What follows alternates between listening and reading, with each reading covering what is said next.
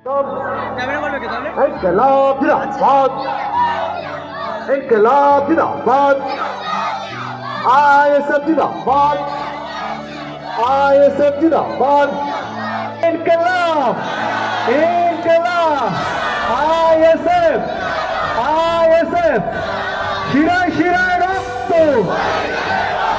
शिराय शिराय रक्त, शिराय शिराय रक्त, इनकलाब, इनकलाब, आईएसएफ, आईएसएफ, शिराय शिराय रक्त, शिराय शिराय रक्त, शिराय शिराय रक्त, इनकलाब।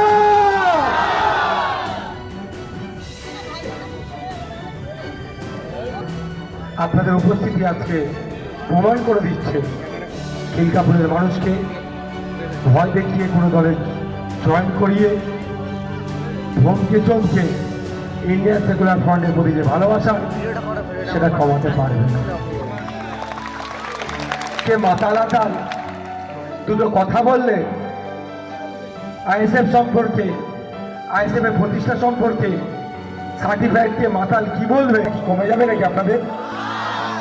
যাকে মেশিন দিয়ে চেক করলে ওই কতক্ষণ কতটা মদ্যপান করেছে সেই মেশিনে হয়তো বাস করবে 24 ঘন্টা, এত মাতাল হয়ে থাকে।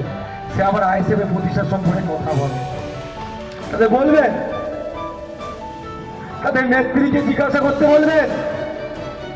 এক আব্বাস সিদ্দিকী, এক নওশাদ সিদ্দিকী, এক ইন্ডিয়ান সেকুলার ফ্রন্ট ঘুম হারাম করে দিয়েছে।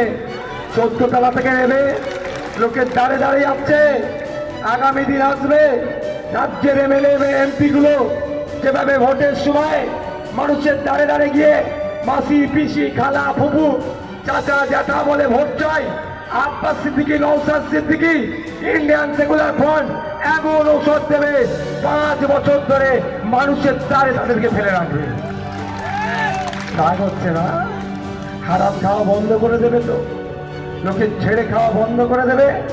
সেই জন্য আইএসএফ এর প্রতি গুসা হচ্ছে না। কত রাগ দেখাবেন? সময় হয়ে এসেছে। 4 তারিখ অবধি অপেক্ষা করুন। সব পাঁচিলে উঠে বসে আছে। এই মাথা রাতালগুলো যাদের জন্য হইহই করছে না, তাদের নেতাগুলো পাঁচিলে উঠে বসে আছে। তাদের এক নেতা এখন জেলের ভাত খাচ্ছে, আগামীতে বেশ কিছু জেলের ভাত খাবে। জেলের হাত থেকে বাঁচার জন্য পাঁচিলে উঠে বসে আছে, কারণ উল্টো দিকে রাখতে হবে। এরা আবার জ্ঞান দেয়। তা বন্ধুগণ, ওই প্রসঙ্গে কথা বলবো না। শুধু এতটুকুই আমি আপনাদের বলবো, এটা একটা পঞ্চায়েত নির্বাচন নয়। যে ওই প্রার্থীটাকে আমাকে ভালো লাগেনি, ওর সাথে আমার একটু মনোমালিন্য আছে, ওকে ভোটটা না দিয়ে ওর বিরুদ্ধে অন্যজনকে ভোট দেবো, ওকে হারাবো, এই নির্বাচন নয়।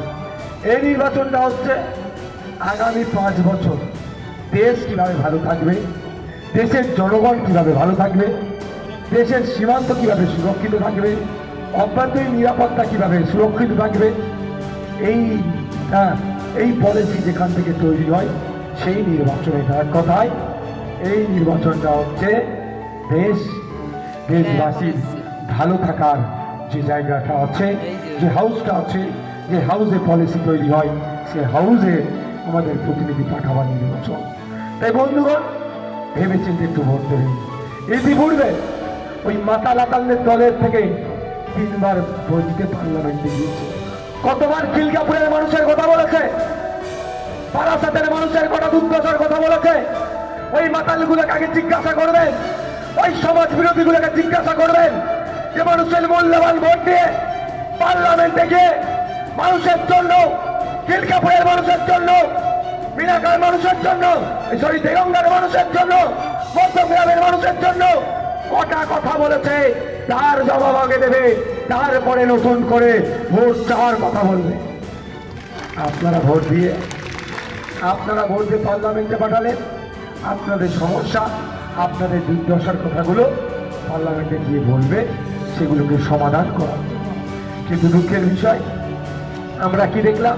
ঠিক তার উল্টো। আমরা ভোট দিলাম, আমরা কৃষক, আমার কথা বলবে।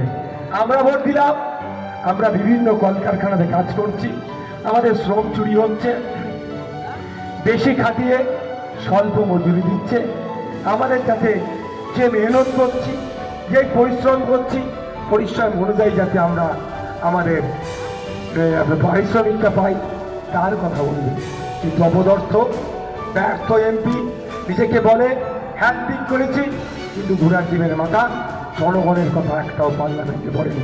যদি জনগণের কথা বলে থাকে আপনাদের বলছি সেগুলোকে জনমানুষ দিতে বলুন।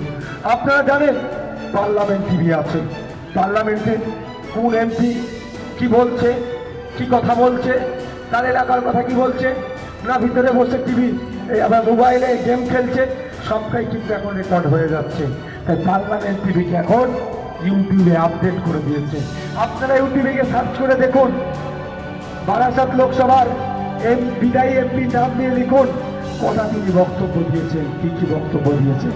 15 বছরের এমপি 15টা কথা পার্লামেন্টে বলেনি আপনাদের হয়ে। সে কি করেছে? বকলমে বিজেপি তৃণমূল বিজেপিকে সুবিধা করেছে পার্লামেন্টের মধ্যে। তাই বন্ধুগণ আপনাদের বলবো, আপনাদের মূল্যবান ভোট নষ্ট না করে আপনাদের আগামী জুন মাসের 1 তারিখে খামচিহ্নে ভোট দিয়ে পার্লামেন্টে পাঠান। আপনাদের মূল্যবান ভোট নিয়ে আমরা পার্লামেন্টে যাব। পার্লামেন্টে গিয়ে নীলকাপুরের মানুষের যে সমস্যাটা আছে সেটা সমাধানের কথা যেমন বলবো, আপনার দেগঙ্গার মানুষের কৃষকদের যে সমস্যা সেই সমাধানের কথা বলবো, দেগঙ্গার মৎস্যজীবীদের কথা বলবো, অশোকনগরের মানুষের কথা বলবো, হাবড়ার মানুষের কথা বলবো, বারাসাতের মানুষের কথা বলবো, মধ্যমগ্রামের মানুষের কথা বলবো। যে সমস্যাগুলো আছে কনসার্ন ডিপার্টমেন্টাল মিনিস্টারের মাধ্যমে সরকারের কাছে রাখবো, স্পিকার স্যারের মাধ্যমে কনসার্ন ডিপার্টমেন্টাল মিনিস্টারের কাছে রাখবো। সেই মিনিস্টারের কাজ হবে সমস্যাগুলো শুনে সেগুলোকে সমাধান করা। অন্যথায় আমাদের তাপস বাবু আপনাদের ভোট নিয়ে আপনারা দিয়ে সামনে আসুন না, আপনারা সামনে আসুন। আপনাদের মূল্যবান ভোটে তাপস বাবু